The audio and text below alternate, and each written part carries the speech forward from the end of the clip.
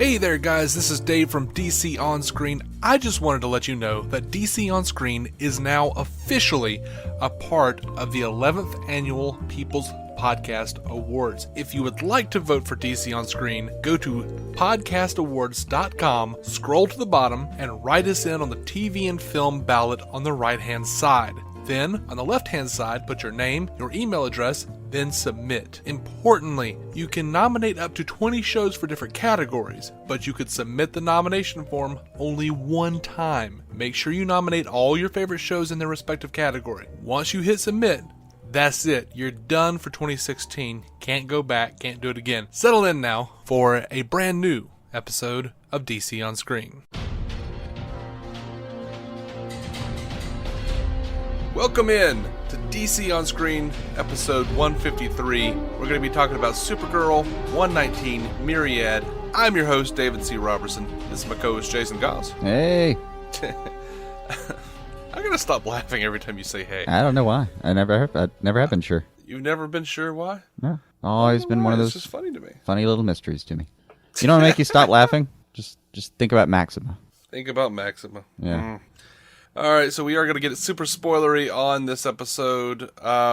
We are going to try a new thing. One of our listeners, Bethany, actually my girlfriend, said that she sometimes kind of forgets what episode we're talking about before we start out. So we're going to do some a short recap before we really get into every episode. Because I think might be a good point. Go for it. So, Supergirl 1x19 Myriad, everyone in National City is under mind control except Maxwell Lord, Cat Grant, Supergirl. Alex and John Jones make it to Alex and Kara's childhood home, only to learn of what's happened in National City and head back. Max wants to use a bomb that will take out the Kryptonians and about 300,000 humans, but Kara and Cat have a different and less sure plan involving hijacking old television signals. How's that? That's about right. Yeah. All right. That's about right. So, that's what we're going to talk about. And they really got to a point here where this felt like an entirely different show. I kind of loved it. Yeah, in a way it did. In a way it did. I was digging the show as it was, but they shut down so many of the other avenues of dialogue that it was just down to a set of characters that it was all business. Mm-hmm. This wasn't Kara hanging around. Actually, was she Kara at any point in the episode? I mean, I think this is an all Supergirl episode. Like, there's none of that. I'm trying to get along as a human, trying to make friends stuff. Mm-hmm. Which is, that stuff's cute. I like it. It's just, this was a nice payoff for where they've been going, teasing me with this Myriad stuff. Do you have any idea how Myriad works? Not one clue. Alien stuff. Right. Well, what I mean by that is, they make it pretty clear throughout a number of instances in the episode that Myriad is only working on humans. But then they also were like, hey, Myriad worked on Kryptonians. But then they're like surprised, like, why is Myriad working on Superman? And then later in the episode, they're like, hey, so he could control the whole universe with Myriad, not just Earth. I don't know. And it doesn't have to be like structurally based. It doesn't have to actually do with somebody's anatomy. Because it's a magical alien technology. Now, I'll tell you this. They made a whole thing out of the fact that, like, why is it affecting Superman? Because it's not affecting Kara. Yeah. He's been around for too long. He's been on Earth for the nurture versus nature thing, which is, I feel, bullshit. No. You can totally make an argument for it. I could make a very long argument for it. It just wouldn't be worth it. You can. It's a lot more effective to just say, yep, alien tech. Cool. What are the rules? All right. Hey, look, I'm fine with how they do it. That's what I'm still trying to figure out. The way they established the rules, to me, it looked like yes, they could use it on any planet, on any species, but it's not necessarily based on that species' anatomy. It's an adaptive technology, so they can take it in and take over how someone thinks, not so much take over their brain, but how someone thinks. Mm-hmm. Which means it's more cognitive, so you can do it to anybody. And that would mean that also a nature versus nurture thing can affect somebody like Superman, who's been around on this planet longer, who's been thinking like humans longer than Kara. Right. I mean, I don't know where the stopgap is on that. Like, maybe Superman had just been here for one too many years. I don't know. And it works fine with anything with Martian is off the table. It's fine. You know, he can control his own mind, and within a proximity can help other people out with that too. That all makes sense. That all checks. Right. Now, like to me, those are the rules they've established, so don't break them. Oh, they're going to if they feel like it. They are. But that's the game. It's sci-fi at its heart, so you set it up however you want to play, but don't set up a game of solitaire and start playing hearts. That's all. So, jumping back to the beginning of this episode, Not is we've got Non telling everyone at the DEO what to do, telling them to release everyone but the White Martian for everyone's sake. Let that one be. Yeah, I enjoyed that. I love that. I thought that was hilarious. But what wasn't good, but what was kind of hilarious, was Maxima. Yeah. They did not get a good actress, first of all, and two, I don't think they understood who Maxima is. Like, she tells Lucy, since you're Superman, that Superman would not marry me, I will pledge my allegiance to your Non. Yeah. I'm like, yeah. no, weird. Maxima doesn't pledge allegiance to any man. That's not how she rolls, Show. What are you doing? Was she under Myriad's effects?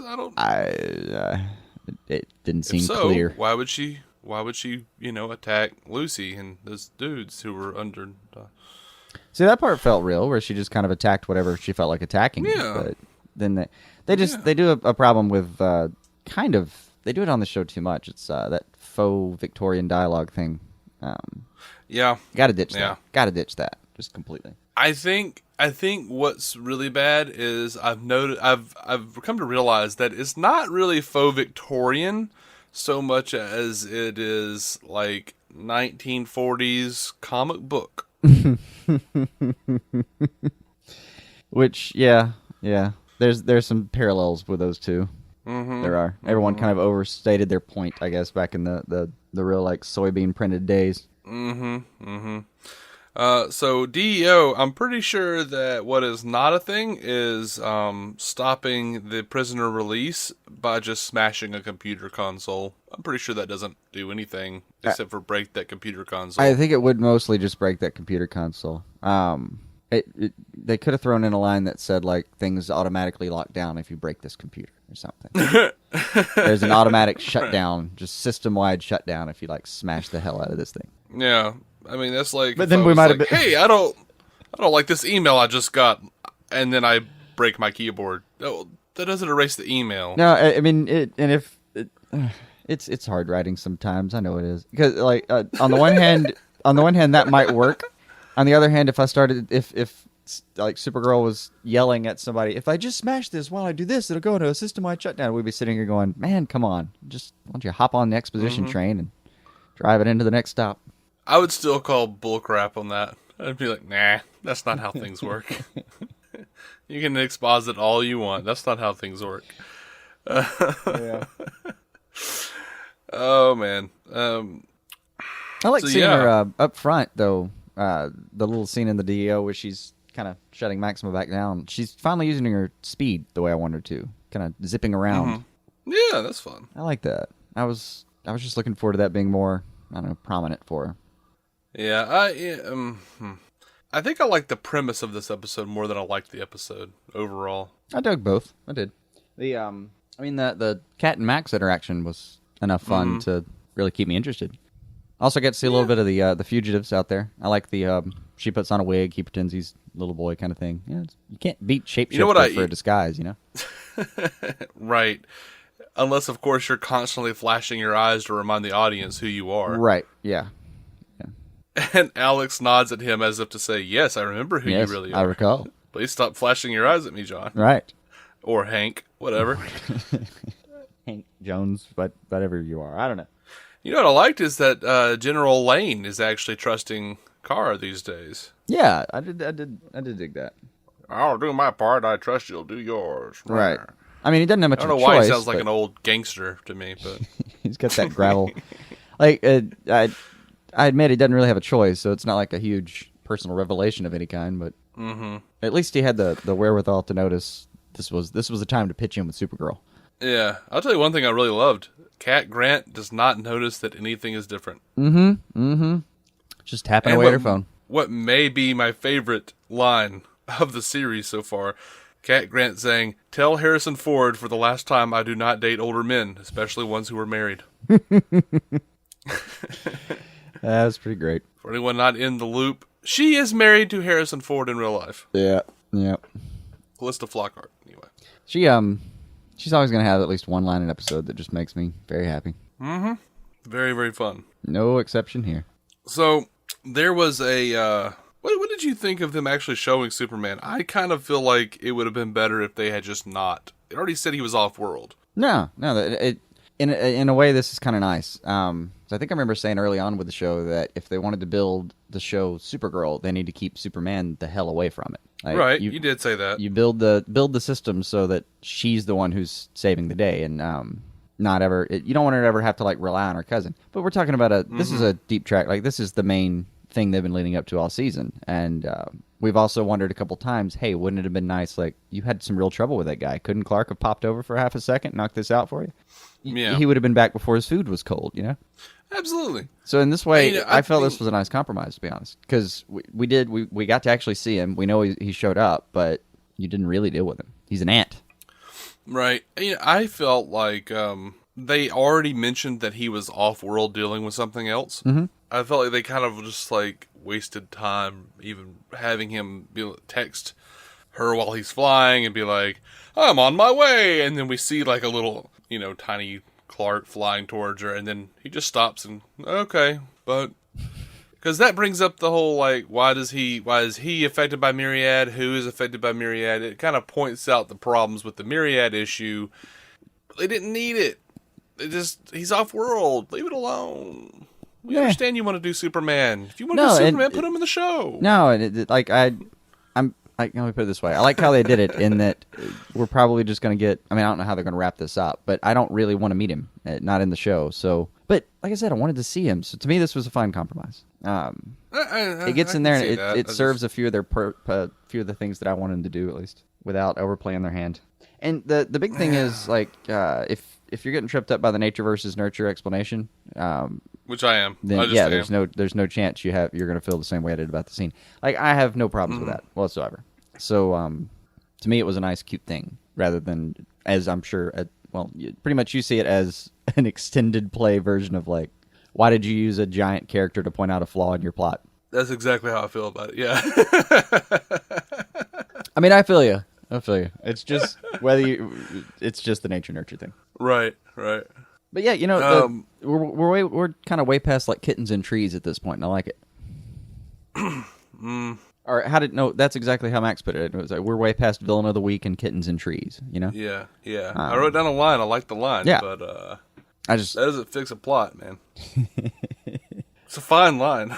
I dug it. I liked him hitting on Kat the whole time too. Charming dude. Yeah. What did he tell her the first time? I didn't like the idea of a world without Kat Grant in it or something. Mm-hmm.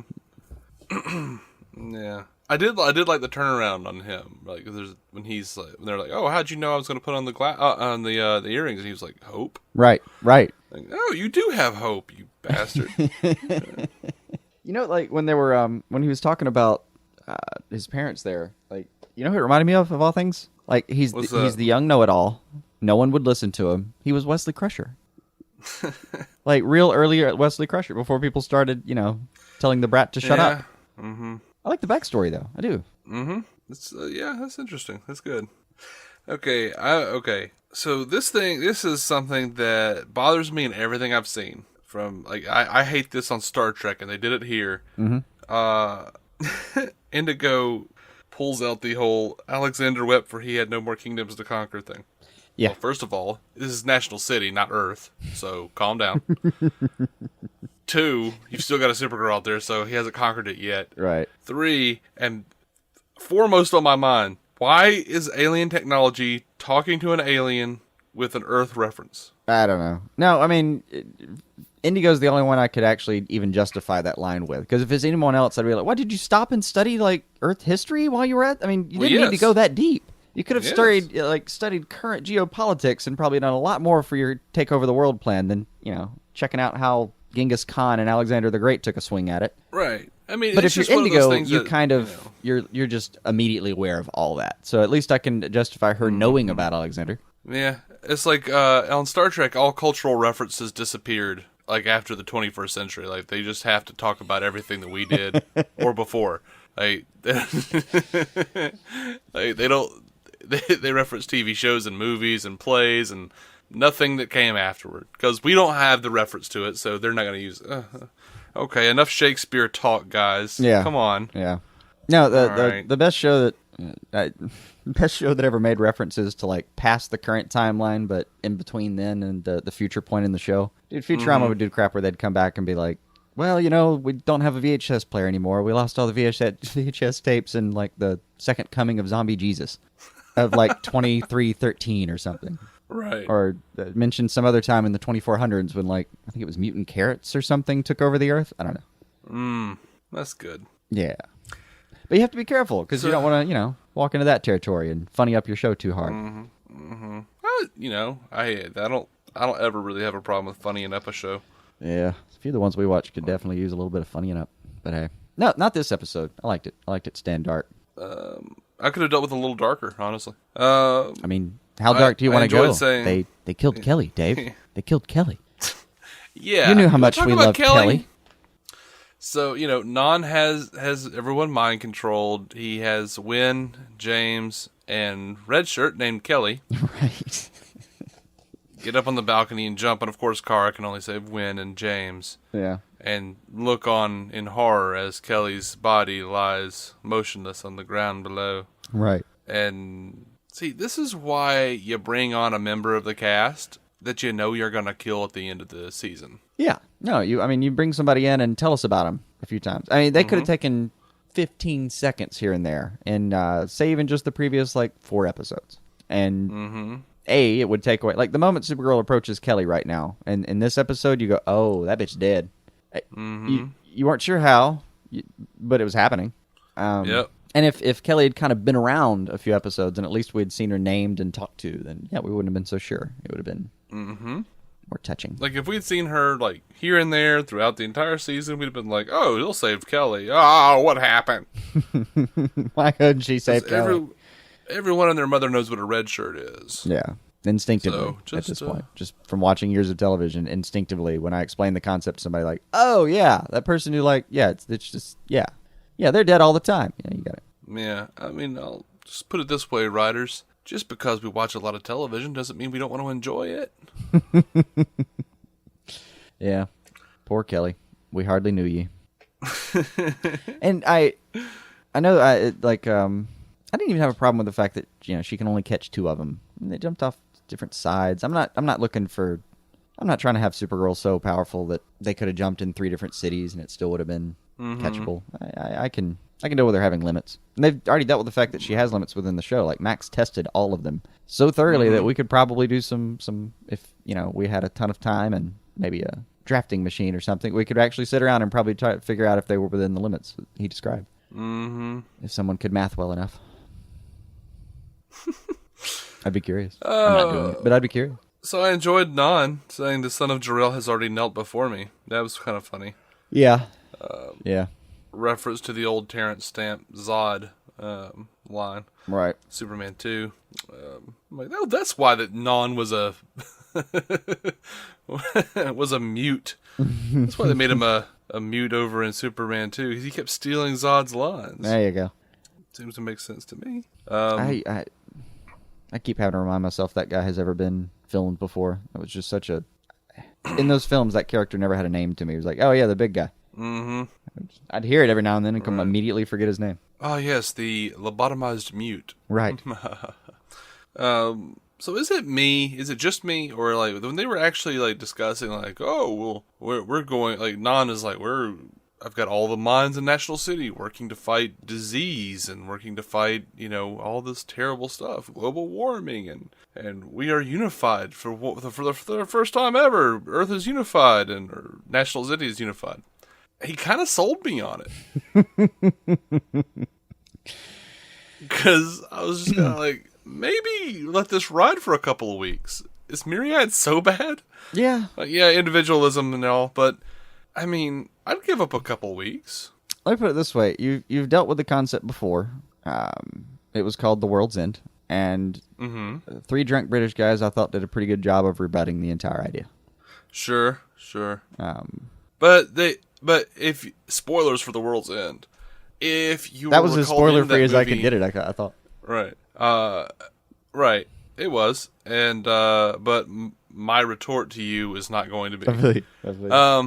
If you go back to that, like they kind of had to like write off the whole idea as like human beings just being like, no, screw this, we mess up everything, ha ha ha, and the aliens are like, you're right, just please let us go away now. We don't want to deal with you anymore. They kind of turned it into a joke because I think like when you actually look at it from any kind of logical storytelling standpoint, it makes a whole hell of a lot of sense. Yeah, if you just give up free will, that's all. And that goes back to Star Trek with the Borg as well. It's just like this made a lot of sense, guys. I don't know what to tell you. Yeah, I mean, yeah, kind of sucks, but I get it, but that whole free will thing, man, that's nice. I do enjoy the ability to screw up. Yeah. I think my only point. I'm not saying forever. I'm just saying like Supergirl, lay low. Max Lord, lay low. Let this play out for a few weeks or a couple months or something. Yeah. Who knows what they could come up with? Yeah. That's all I'm saying. You just want to. How you'd have to do it is you take like one city, and you'll call it like volunteer city, and everyone kind of takes a turn volunteering to go live there for a couple of years and be part of the drone mindset. Everybody outside of it can just keep doing human things. Mm-hmm. So you just have, at that point, you just have one city constantly trying to keep the rest of the planet from fucking things up too hard. Yeah. Drone city. Yeah. Oh, I forgot about this. Mm-hmm. This puts a hole in the nature versus nurture thing, maybe. Let's see. Jean Jones says, I'm not human. Myriad won't affect me. But Jean's been on Earth a fair amount longer than Superman has. He has. Is it because he wasn't a kid? I mean, I could punch a hole in my own argument, but I'm just saying it's bullshit. Not really. I mean, Hank hasn't been here as long as Superman has. I think he has. Has he? Like, Jean has been on on Earth, I think, longer than Superman has. Really? Let's see. Okay, how long? I thought Superman's so. like 30 now, right?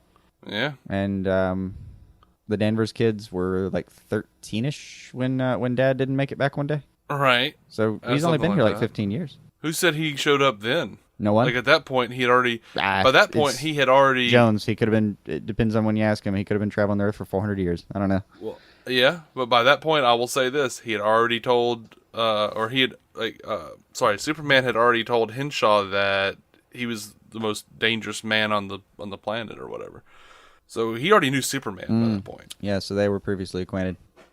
Which doesn't quite line up timeline-wise because Superman had already been there 10 years. Well, I guess so. Superman had already been there 10 years by the time Kara got there. Yeah, she got delayed. Pretty bad.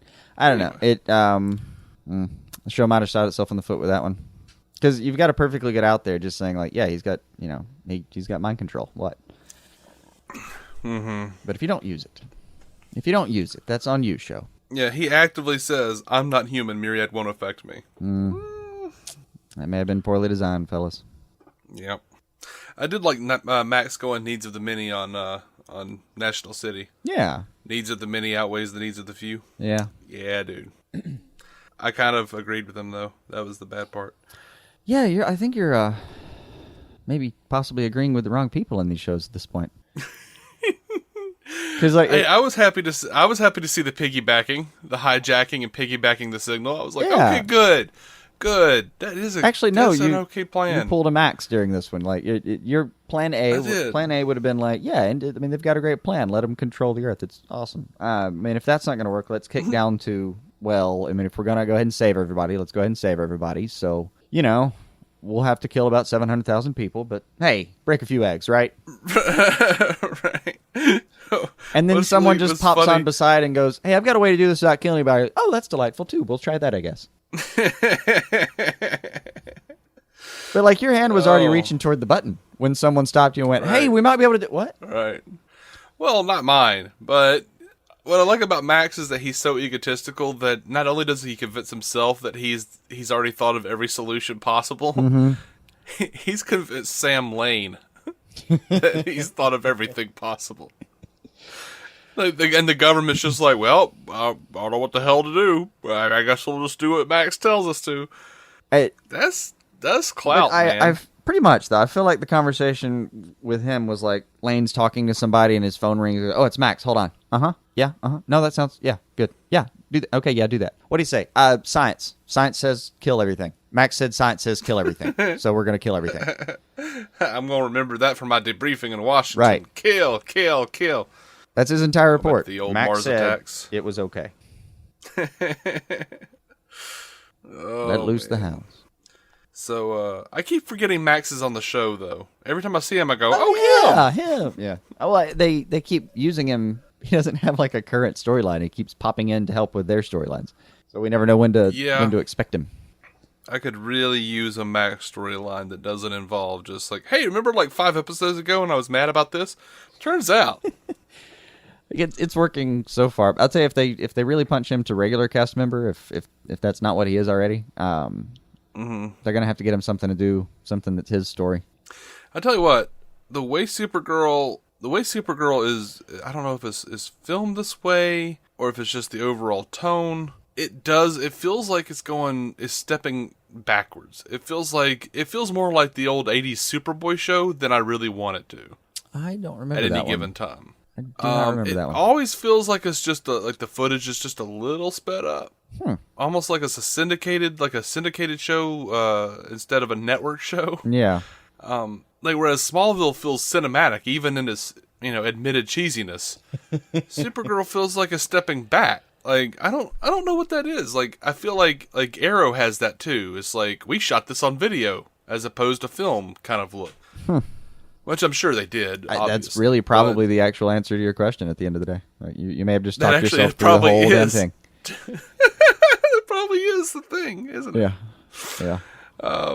What do you think of Indigo? You enjoy her? Just kind of time for her to go. The problem is I don't like the actress, so I'm just not digging her. Oh, well, she's Supergirl in Smallville, so you better get used to her. I know. But, yeah, she's a nice person. In real life. Or she seems to be. I don't know. Nothing like that. I think she's overplaying this role. Hell, she may be the greatest actress of all time. I just think she's overplaying this role. But that's how they roll on Supergirl. The villains kind of go way overboard. I've liked the more subtle ones. And I don't know. It's in this medium, it's something we deal with a lot. Yeah, and that's one thing that I would be fine not dealing with. Like I don't really want to do this anymore. I don't want to do ham-fisted, over-the-top villains anymore. Yeah. I'm kind of sick of it. And we watch a lot of this stuff, so it's easy for us to get oversaturated with something. But, yeah, I could really use a change of pace. I did like the way she said, I do love wiping out a species. I did enjoy that. Yeah, she'll have a good line here and there. However, also, she better not have just shanked the motherfucking Martian Manhunter. She just better not have. Right? That is not the way he dies. Yeah, that would be weird and sad. Extremely anticlimactic. Climactic. One of my favorite lines in the show, though, is like when Kara and Kat come to Max and they're like, we've got a plan. And he's like, okay, what is it? And they're like, hope. And he goes, I'm going to go with the plan with the bomb that kills all the bad guys. We know he does it, but it was a great line. Great delivery. Yeah. And, I admit, they're like, if all you've given me as your elevator pitch is, we're going to hope. Great. So, y'all have fun with that. You need to hope my plan works. But, of course, it works, and Kat's got one of those amazing speeches of hers up her sleeve and all. She always does. She's good. She's good, that one. I think I'm actually pretty surprised how they, with how much they actually made Kat Grant matter on this show. Yeah. I mean, she's always just been one of those characters when you go to when you cut to the news lady explaining something, it's, oh, Kat, okay, cool. Oh, Vicky this time. Okay, that's great. I've never had any interest in her. But, yeah, they've got me. It's a real character now. Like, I've seen her in, she was in some of the DC animated stuff that's coming out recently. She's been the newscaster they've been using, and just doesn't feel the same anymore. It feels like I'm being cheated now on those movies. Yeah. I'm actually watching going, yeah, you could do a lot more with her if you want to. See? Watch over here. Oh, man. If we ever go back, and I'm not saying we will. I'm sure we will at some point, because we'll run out of things, probably. Yeah. But if we ever go back and watch Lois and Clark, man, we're going to feel so cheated, because I remember that Cat Grant. Hell, I remember the 2 different Cat Grants they had on Smallville, because they forgot they had one. Oh. Already. I didn't know about yeah, that. That happens. I'd forgotten completely about Lois and Clark. I mean, I remember it exists, and I remember the actors, and it's been a long time on that one. Yeah. Not sure I could tell you one plot. I think there was something involving a safe one time. I don't know. I know they're not going to because of legacy. Yeah. But I really don't want Helen Slater on the show anymore. Write her off, please. Yeah. She's so bad in every scene she's in. She is. The most I've enjoyed her so far is Martian just kind of smirking at her like barrage of biology questions. And that's the most I've been entertained by her, is her just shooting science at him. Mm-hmm. And then like cut away from her so that you can't see that she's just reading a cue card. Poorly. Right. I don't know. Yeah. I felt like there was a lot to dislike in this episode. I'm still minimally intrigued by the plot. The promo for next week looks pretty good. They're teasing, this is Better Angels, Supergirl 1x19. They're teasing an ultimate sacrifice. I've been told or have heard rumors that they might actually do it on a cliffhanger, so it seems like Kara dies. Just in case they don't get canceled, this could be a series finale. As it was once put to me, that is some cynical shit. I mean, they're teasing it in the promo. It's ultimate sacrifice. I know. I don't think it's going to happen. Nor do I think they're not getting a second season. So I'm not truly entertaining that possibility yet. I'm starting to get a little weird with it because I'm like, dude, they're not. What do we have? If given the chance, I would want a second season, but because I do enjoy the show. Yeah. I mean, if you've made it this far into the episode and you just think I'm a bastard, let me assure you, I do enjoy the show. And I've gotten to the point where I really do enjoy it. Like, for me, this isn't even an episode that, as you put it, has a lot to dislike about it. I disagree. I enjoyed a lot of it. Like, a whole hell of a lot of it. Yeah, I enjoyed a lot of it. There was just these glaring things that were like, fix me. Yeah, I wasn't so upset with, say, I really wasn't upset with it at all, man. I mean, in the very end of it, like, we're doing BVS, essentially, at the end of this episode. That's not too bad. In a way we are, yeah. We're going to put, it's a suit of armor on the human fighting Superman, or Supergirl in this case. Yeah, that was a particularly cruel way to go, Non, you bastard. Yeah. Yeah, he was not kidding about how much he hates her. No. He is just not. I really hope they do bring it back so they can, let's kill Non and do something else. We're just going to kill Non and get us a more subtle villain next season. How's that work? Just make Maxwell Lord the villain, the real villain. Nah, make, like, who would be the most fun as a villain for me, just because she could completely own it, would be Cat Grant. But I have no idea how to make that happen, where they've gotten her in the show right now. Well, she's just as charismatic as Max Lord. Yeah, I don't have a problem with any of these. I kind of feel like they have the same kind of dialogue and stuff. Right. That'll be... I'd rather Cat Grant remain a good guy. I like her too much. Just next season, the team versus win, something like that. Ooh. Yeah, that'd be cool. Yeah, let's make Win a bad guy. They realize how bad he's gotten when they find James Olsen beaten to a pulp one day. Mm-hmm. They realize they can't save him anymore. Anyway, I don't know what they'll do. I hope they're doing something. Yeah. I look forward to seeing where they go with it if they are allowed to. Yeah. Oh, by the way, I should reprieve you of any kind of.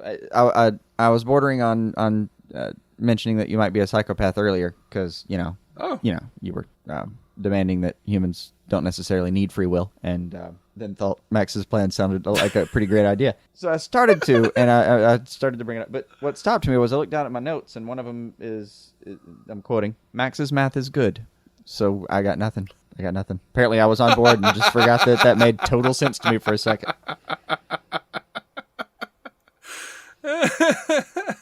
Apparently we're in this together. Yeah, I was hoping we would be. I was reaching toward the button too, like, oh, Cat's got a plan. Never mind. All right, I know where that button is, though. You're just outlining the button with your finger, just tracing it. Oh! Just lightly touching the top of it to test resistance. I just want to know how hard to push it when the time comes. Seeing if I can do that thing where you move your hand real fast and stop right above it. Right. Yeah. Right. Oh, never put either one of us in political power. Just don't do it. I don't foresee the problem. I think that's all I've got on Supergirl 119. Yeah, I'm good. Cool. We are DC On Screen. You can find every episode at dconscreen.com. We are a proud member of the Giant Size Team Up Network, giantsizeteamup.com, for all of those shows, including the Marvel Cinematic Universe podcast. Our buddies Jeff Randall and Matt Carroll do that show, mcucast.com. We will be coming back with a review of Gotham, the new Gotham episode, which was pretty phenomenal. So until then, keep some DC on your screen.